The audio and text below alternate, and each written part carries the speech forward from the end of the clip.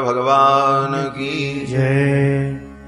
जो हमें अपमान दे हम उसको भी सम्मान दें। अमानिना मान देनो कीर्तनियो सदा हरि। ऐसी स्थिति जब हमारे जीवन में आ जाए तभी हम भगवान की भक्ति कर पाते। इसीलिए महापुरुषों ने, संतों ने अपने जीवन में विनम्रता का अनुभव करने के लिए दीनता का अनुसंधान किया है। जब तक हमारे अंदर दीनता नहीं आएगी तब तक विनम्रता टिकेगी नहीं। विनम्रता का अभिनय तो होता रहेगा, जैसे विनम्रता का अभिनय लोग बहुत अच्छा कर लेते हैं। हाँ सरकार, वो दिखाई पड़ता है, हाँ सरकार हम तो दास हैं। ये विनम्रता का अभिनय है। विनम्रता का अभिनय तो बड़ा सुंदर हो सकता है, लेकिन विनम्रता हमारे अंदर तब टिकेगी जब दीनता का भाव दृढ़ होगा। और दीनता का भाव तभी दृढ़ होगा जब हम अपने दुर्गुणों का चिंतन करें। जब तक गुणों का चिंतन होगा तब तक तो अभिमान आएगा। इसलिए महापुरुषों ने अपने अंदर दीनता का अनुभव करने के लिए अपने को दोषी, पापी सब कुछ कहा। गोस्वामी जी महाराज कहते हैं ना, मौसम दीन न दीन हित तुम समान रघुवीर, अस विचार रघुवंश मणि हरहु विषम। श्री सूरदास जी महाराज कहते हैं कि मौसम कौन कुटिल खलकामी, मेरे जैसा कुटिल कौन होगा, मेरे जैसा कामी कौन होगा। अब कोई विद्वान सूरदास जी की इस पंक्ति का अर्थ करने लगे, आजकल के जैसे लेखक होते हैं, तो कहें अरे भाई सूरदास जी ने अपनी पंक्ति में लिखा है कि मौसम कौन कुटिल खलकामी, मेरे जैसा कुटिल और कामी कौन होगा। इसका मतलब सूरदास जी बहुत बड़े कुटिल थे, सूरदास जी बहुत बड़े कामी थे। बोले क्यों? बोले उन्होंने तो खुद लिखा। लेकिन ये लिखा क्यों है ये समझो। वो दीनता का अनुसंधान है उनका। वो कुटिल नहीं है, कामी नहीं है, लेकिन फिर भी दीनता का अनुभव करते। मौसम कौन कुटिल खल कामी, जेहितन दियो ताहि बिसरायो, ऐसो नमक हरामी, मौसम कौन कुटिल खल कामी। भगवान श्री यामुनाचार्य जो रामानुजाचार्य के परमाचार्य हैं, श्री यामुनाचार्य जी अपने श्री आलवंदार स्तोत्र में अपनी दीनता का जब वर्णन करते हैं, महाराज क्या दीनता है। दीनता का ऐसा अद्भुत चिंतन किया है यामुनाचार्य स्वामी जी ने। श्री स्वामी जी महाराज कहते हैं कि अमर्यादः क्षुद्रश्चलमति रसूया प्रसव भू, कृतज्ञो दुर्मानि स्मर पर बसो वंचन परः, नृशंस पापिष्ठः कथमहमितो दुःख जलधे, रपारादुत्तीर्णस्तव परिचरेयं चरणयोः। भगवान के चरणों में प्रणति निवेदन करते हुए श्री आचार्य यामुन कहते हैं कि अमर्यादः, मैं तो अमर्यादित आचरण वाला, क्षुद्रः मैं क्षुद्र हूं, चलमति ही मेरी मति चलायमान है, मैं असूया निंदा का आकर हूं, कृतज्ञो दुर्मानी मैं कृतज्ञ हूं, दुर्मानी हूं अभिमानी हूं, कृतज्ञो दुर्मानी स्मर पर बसो काम के परवश, वंचन परह मैं ठग हूं, ऐसा अनुसंधान। नृशंसः निर्दयी हूं, पापिष्ठः मैं पापी हूं, कथमहमितो दुःख जलधे मैं कैसे संसार सागर पार कर पाऊंगा, मेरे अंदर तो दुर्गुण है। फिर कहते हैं नहीं नहीं हे प्रभु, आपके चरणों का आश्रय मिल जाए तो मेरे जैसे पापी भी संसार से पार हो जाए। ये दैन्य का भाव है, ये नैत्यानुसंधान है। तो बड़े बड़े भक्तों की कथा है महाराज दैन्यता के ऊपर ही, कि भक्तमाल बिना भक्ति अति दूर है। जब तक जीवन में हम भक्तमाल को श्रवण नहीं करेंगे तब तक भक्ति के स्वरूप को समझ नहीं पाएंगे। भक्तों ने कैसे भक्ति की, भक्ति का स्वरूप क्या है, भक्ति महारानी को हम कैसे अपने जीवन में बुलावें। तो श्री प्रियादास जी महाराज कहते हैं संतों के चरित्र को सुनो। संतों के चरित्र को सुनोगे तो उनके जीवन में जो भक्ति है उसके स्वरूप का परिज्ञान होगा और उनकी कृपा होगी, आपके जीवन में भी वैसी भक्ति आएगी। लेकिन संतों के चरित्र को सुनते समय एक सावधानी बरतनी चाहिए। तो क्या सावधानी? बोले संतों के चरित्र को सुनकर, उनके चरित्र को देखकर, उनके चरित्र में, उनके जीवन में कोई ऐसा आचरण अगर दिखाई पड़े जो लोक व्यवहार के विपरीत हो, तो ऐसे आचरण को देख करके हम उनके प्रति अश्रद्धा से युक्त न हो, यह बचाने की आवश्यकता। और यही हम नहीं कर पाते। जब तक संतों का दिव्य गुण दिखता है तब तक तो हम बड़ी श्रद्धा रखते हैं, और थोड़ी सी कमी अगर दिख गई, अरे संत होकर के ऐसा किया, बोले महाराज कहीं न कहीं जीवन में कुछ हो ही जाता है। तो ऐसी स्थिति में हम अपने मन को कैसे संभालें? तो श्री प्रियादास जी महाराज, जो श्री भक्तमाल के टीकाकार हैं, श्री प्रियादास जी महाराज कहते हैं संत तो अनंत हैं, उनके गुण का कोई अंत नहीं पा सकता। संतों का दर्शन करो, उनके चरित्र को सुनो, लेकिन उनके जीवन में अगर कोई कमी दिखाई पड़े तो अपने हृदय में अश्रद्धा मत करना, अपनी श्रद्धा को संभाल लेना। कैसे संभाल लेना? प्रियादास जी कहते हैं, संत है श्री प्रियादास जी अपने इस पंक्ति के द्वारा हमें इतना बड़ा अवलंब दे रहे हैं। इस अवलंब को लेकर हम संतों के चरणों में अपनी श्रद्धा को दृढ़ कर सकते हैं। क्या अवलंब है? प्रियादास जी कहते हैं कि संत हैं अनंत, गुण अंत कौन पावे ताको। संत अनंत हैं, उनके गुण का कोई अंत नहीं पा सकता। रीझे रतिवंत को कोई प्राणी उनके चरित्र पर उन्हें रीझ कर उनके चरणों में भक्ति करता है। फिर आगे कहते हैं कि अगर उनके जीवन में कोई तुम्हें कमी दिखाई पड़ गई, जो पे कछु घाटी क्रिया देखियत इन माझ, करिलो विचार हरि ही की इच्छा मानी थी। अगर संतों के जीवन में कोई कमी दिखाई पड़ गई तो अपने हृदय को दूषित मत करना, ये अनुभव करना कि भगवान की ऐसी ही इच्छा हो। बोले ऐसी कैसी इच्छा भगवान की कि संतों के जीवन में कलंक लग जाए? तो इसका उत्तर देते हैं प्रियादास जी की देखो, जैसे मां अपने बच्चे को स्नान कराती है, पाउडर लगाती है, सुंदर कपड़े पहनाती है, आंखों में काजल लगाती, इतना सब क्या है? बोले ये सब श्रृंगार है बालक का। मां ने बालक का श्रृंगार किया। अब मां को डर लगने लगा कि मेरा बच्चा बड़ा मनोहर है, बड़ा सुंदर दिख रहा है, सज गया, अब कहीं संसार के किसी प्राणी की मेरे बच्चे को नजर न लग जाए। तो मां क्या करती है? बोले काजल लगाने के बाद उंगली में जो कालिक बचा रह गया उसको मत्थे पे पोत देती है। उसको कहते हैं डिठौना। डिठौना लगा दिया कि मेरे बच्चे को किसी की डीठ न लगे। प्रियादास जी कहते हैं ठाकुर जी भी तो मां के समान हैं, जिमी बालक राखे हैं महतारी। और ठाकुर जी अपने भक्त का श्रृंगार करते हैं, उसके जीवन में ज्ञान, विज्ञान, यश, कीर्ति, वैभव सब कुछ देकर के उस भक्त के जीवन को सजा देते हैं। फिर ठाकुर स्वयं सोचते हैं कहीं संसार के पामर प्राणियों की नजर मेरे भक्त को न लग जाए, इसलिए उसके जीवन में कलंक का एक डिठौना भी ठाकुर जी लगा देते हैं, कलंक का एक काजल लगा देते हैं कि जो संसार के पामर प्राणी हैं उनकी दृष्टि उस कलंक पर ही जाएगी और उनके गुण पर नहीं जाएगी, और मेरे ठाकुर का, मेरे भक्त का जीवन सुरक्षित रहेगा। प्रियादास जी कहते हैं कि बालक सिंगारी के निहार नेहवती माता, देत जो डिठौना कारो डीठ डर जानी के। जैसे मां अपने बालक के श्रृंगार की रक्षा के लिए उसके मत्थे पर डिठौना लगा देती है, कालिक लगा देती है, उसी प्रकार ठाकुर जी भी कलंक का एक टीका लगा देते हैं। यह भी भगवान की ही इच्छा है, हरि ही की इच्छा मान के इसको भगवान की इच्छा माननी चाहिए।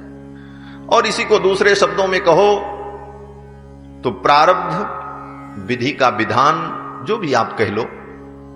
श्रीमद् वाल्मीकि रामायण में बड़ा सुंदर प्रसंग है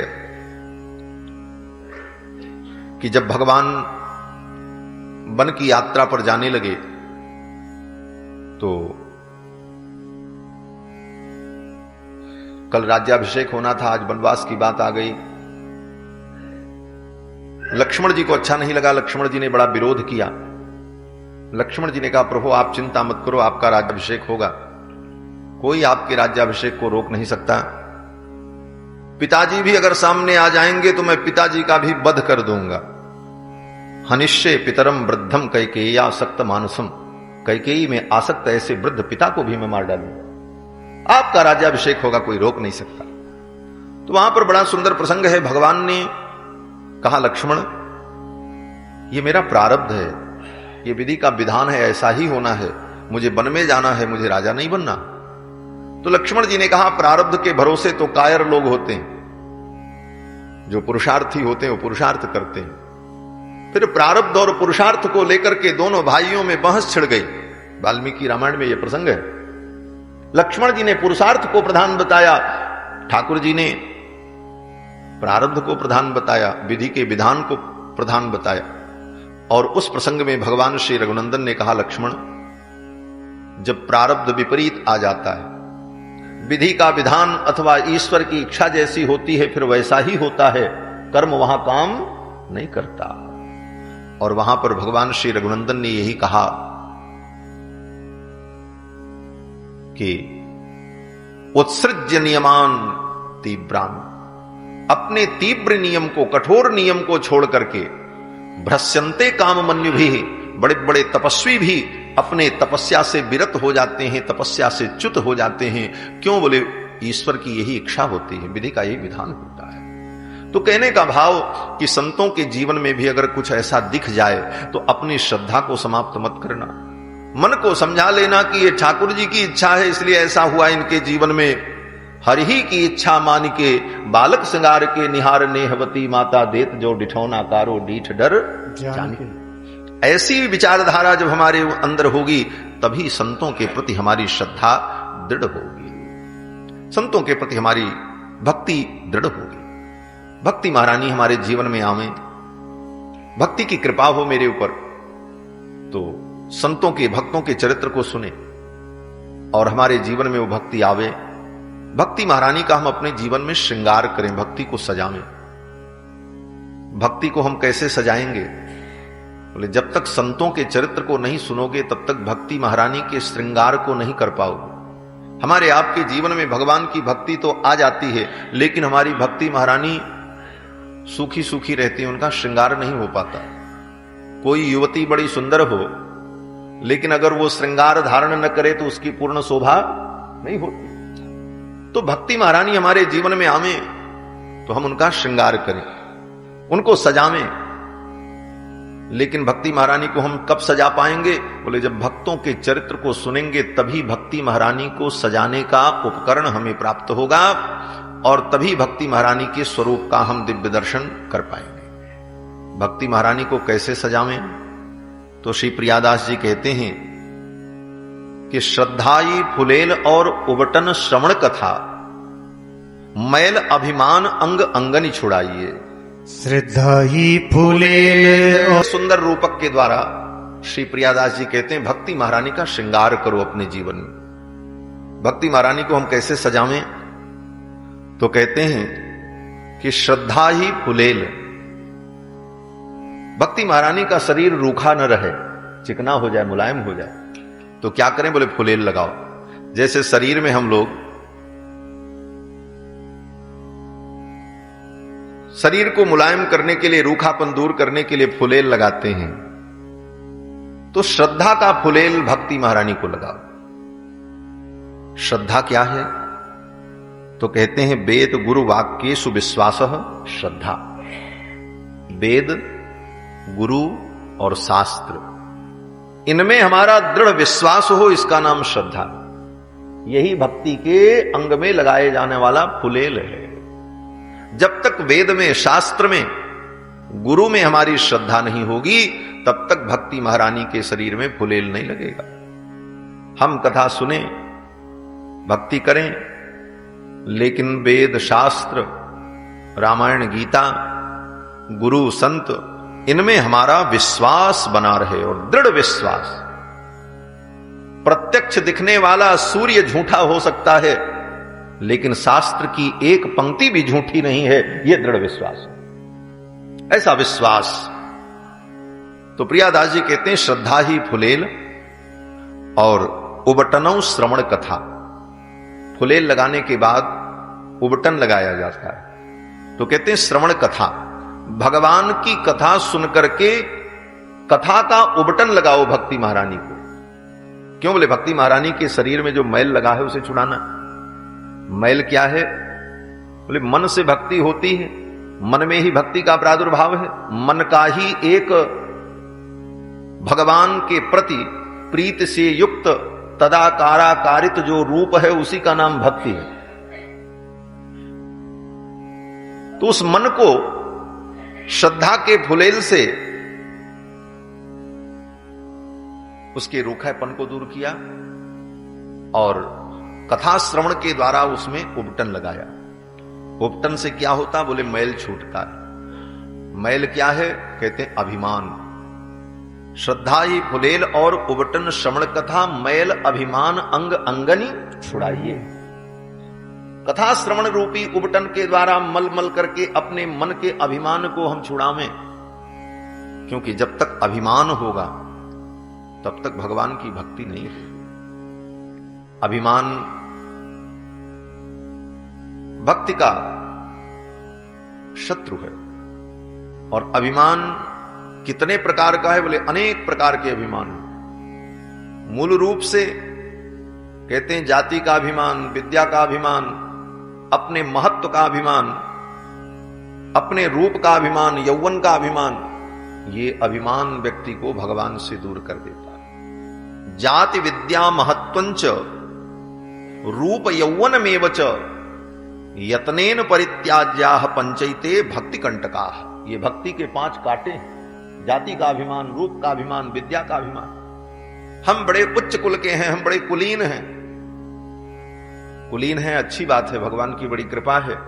पूर्व जन्म के पुण्य थे कि उत्तम कुल में जन्म हुआ। लेकिन उस उत्तम कुल में जन्म होने का अगर अभिमान आ गया तो यह सबसे बड़ा दुर्गुण बन जाएगा। आगे कहते हैं कि श्रवण कथा के द्वारा मैल रूपी अभिमान को छुड़ा करके मनन सुनीर अनहवाय। कथा जो सुनो इसका मनन करो। कहते हैं ना श्रोतव्यो मंतव्यो निदिध्यासितव्य। हम जो सुने उसका मनन करें जीवन में। मनन माने उसका चिंतन हो, उस पर विचार करें। ये नहीं कि सुन करके चले गए, भूल गए, फिर दूसरे कार्य में लग गए। सुनने के बाद सुनी गई बातों को बार बार हम सोचें, उसका चिंतन करें। इसका नाम है मनन। तो कहते हैं मनन सुनीर। ये मनन रूपी सुंदर जल के द्वारा स्नान कराओ भक्ति महारानी को। मनन सुनीर अनहवाय अंगुछाए दया। और दया रूपी अंगोछे से भक्ति महारानी को स्नान कराने के बाद पोछो। जीवन में अगर दया नहीं है तो भक्ति नहीं हो। त्यजेत धर्मम दयाहीनम। शास्त्र कहता है कि दया से हीन धर्म का त्याग कर देना चाहिए। जिस धर्म में दया न हो ऐसे धर्म का त्याग कर देना चाहिए। त्यजेत धर्मम दयाहीनम विद्याहीनम गुरुम त्यजेत। विद्या से हीन अगर गुरु है तो उसका भी त्याग कर देना। क्यों? बोले गुरु बनाया किस लिए जाता? बोले विद्या की प्राप्ति के लिए। और विद्या है ही नहीं है तो गुरु बनाने का फल क्या मिलेगा? इसलिए कहते हैं विद्याहीनम गुरुम त्यजेत। तो कहने का भाव कि दया रूपी अंगोछे के द्वारा भक्ति महारानी को अनुभव करके पोछो, उनको अंगुछाओ। और इसके बाद नवनि बसनपन शोधों ले लगाइए। नवनि बसन, विनम्रता का वस्त्र भक्ति महारानी को पहना।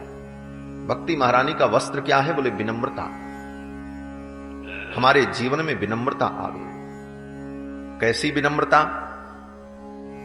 बोले कि हम अपने को तृण से भी छोटा समझे। ये सब बहुत गंभीर बात है, ये अनुभव का विषय है। और इसे जीवन में जब तक उतारेंगे नहीं तब तक भक्ति का आनंद जीवन में नहीं। कहते हैं कि नवनि बसन, विनम्रता का वस्त्र भक्ति महारानी को पहना।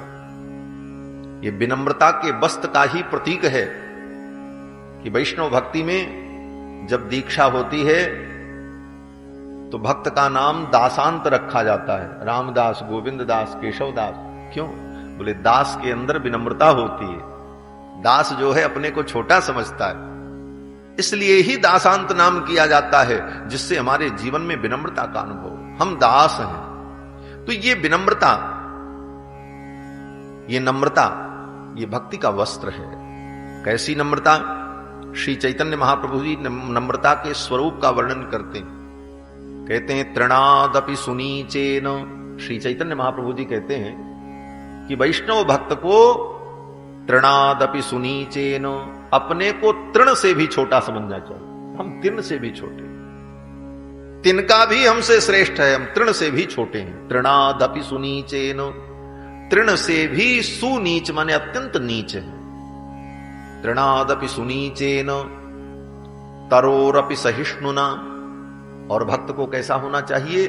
श्री चैतन्य महाप्रभु जी कहते हैं तरोरपि सहिष्णुना, वृक्ष के अंदर जितनी सहिष्णुता होती है उतनी सहिष्णुता हमारे अंदर आए।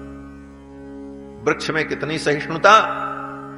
बोले वृक्ष के ऊपर कोई चढ़ जाए फिर भी वो कुछ नहीं बोलता, उसके पत्ते तोड़ लें, डाली तोड़ लें, फल तोड़ लें, फिर भी वृक्ष सहन करता है, धूप सहन करता है, वर्षा सहन करता है, गर्मी सहन करता है, वृक्ष सब कुछ वृक्ष सहन करता है। तो वृक्ष के अंदर जितनी सहनशीलता है ऐसी सहनशीलता हमारे जीवन में। तृणादपि सुनीचेन तरोरपि सहिष्णुना, वृक्ष के समान हमारे अंदर सहिष्णुता आ जाए।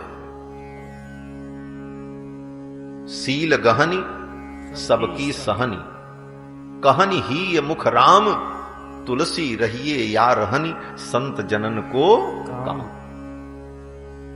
ऐसी विनम्रता जीवन में आवे। तृणादपि सुनीचेन तरोरपि सहिष्णुना, अमानिना मानदेन कीर्तनीयो सदा हरिः। श्री चैतन्य महाप्रभु जी कहते हैं कि अमानिना मानदेन, स्वयं तो सम्मान की कामना मत करो, दूसरों को सम्मान दो। जो तुम्हारा अपमान भी करे उसको भी सम्मान दो। अमानिना मानदेन। बोलो श्री सीतारामचंद्र भगवान की जय।